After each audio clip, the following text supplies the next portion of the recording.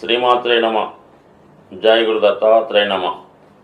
ఈ వీడియోలో మనం సింహరాశి వారికి 2వ తారీఖు మార్చి నుండి 8వ తారీఖు మధ్యలో జరగబోయే వార ఫలాలు పరిశీలించినప్పుడు మరి సింహరాశి వారికి రాష్ట్రాధిపతి రవి 7వ స్థానంలో శని భగవాన్ని కలియటం వల్ల చాలా వరకు వృత్తిలో ఒత్తిడి ఎక్కువ పెరుగుతుంది.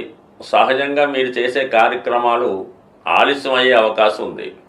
ఏదో ఒక పెద్దవారి ప్రభావం వల్ల మీ యొక్క కార్యనిర్వహణ సరిగ్గా చేయలేకపోతూ ఉంటారు. వ్యక్తిగతంగా కొంతమందికి అంటే కొద్దిగా వయోవృద్ధులైన వారు ఆరోగ్య విషయంలో కొంత జాగ్రత్త తీసుకోవాల్సింది కూడా ఈ సమయంలో సూచించడం జరుగుతూ ఉంటుంది. అయితే వృత్తిలో పనిభారం పెరగడం వల్ల పై అధికారుల ఒత్తిడి వల్ల మీ యొక్క వృత్తిని సమర్థవంతంగా నిర్వహించలేకపోతుంటారు. కొంతవరకు రాజీ పడుతూ ముందుకు వెళ్ళడం మంచిది. ఇక ఏకాదశ స్థానంలో కుజగ్రహ సంచారం జాతకుడికి అన్ని విధాల అటు సహ ఉద్యోగుల నుంచి పబ్లిక్ నుంచి అన్ని విధాల సహకారం లభిస్తుంటుంది.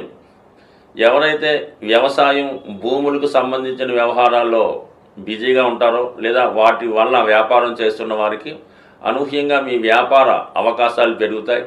అలాగే సహ వ్యాపారస్తులు కూడా మీకు సహకరించే అవకాశం ఉంది. మీ దగ్గర ఉన్నటువంటి వ్యక్తిగత ఆస్తులు పెరగడం వల్ల దాని మీద వచ్చే ఆదాయం కూడా ఆటోమేటిక్గా మీకు పెరగడం జరిగే అవకాశం ఉంది.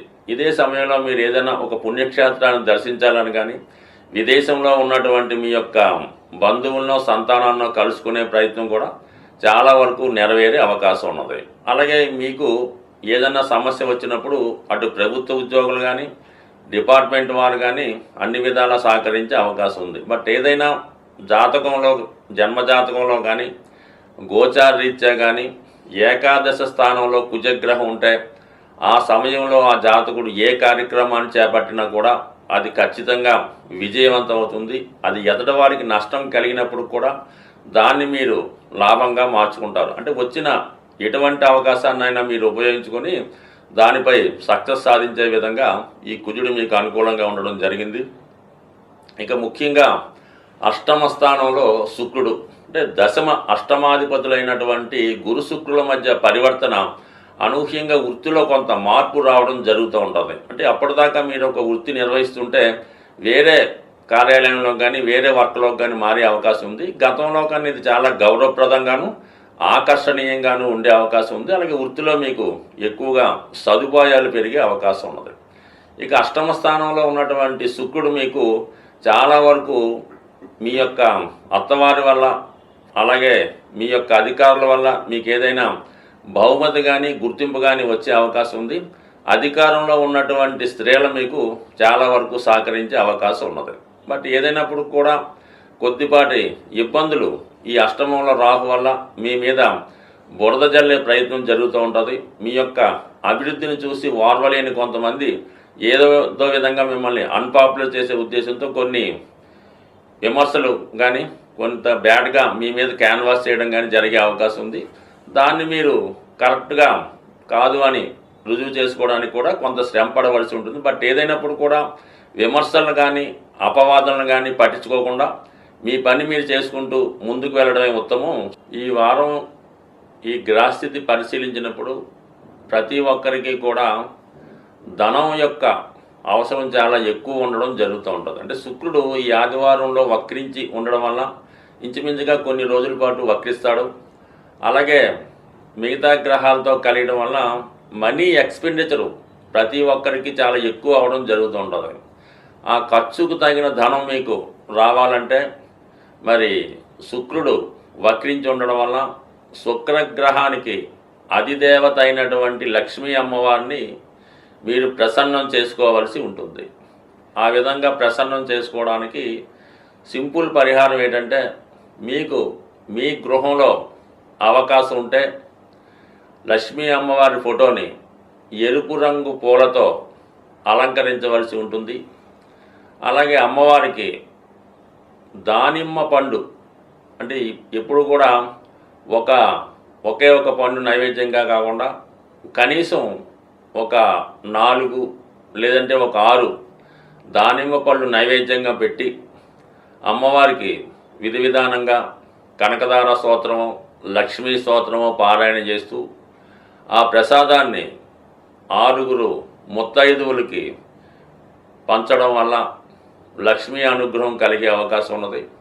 దీనితో పాటుగా మరి ఇంట్లో అవకాశం లేని వారు ఏదైనా అమ్మవారి దేవాలయంలో అమ్మవారికి ఈ దానిమ్మ పళ్ళు నైవేద్యంగా సమర్పించడం వల్ల కూడా మీ యొక్క ఆర్థిక పరమైనటువంటి సమస్య నుంచి బయటపడే అవకాశం ఉంది.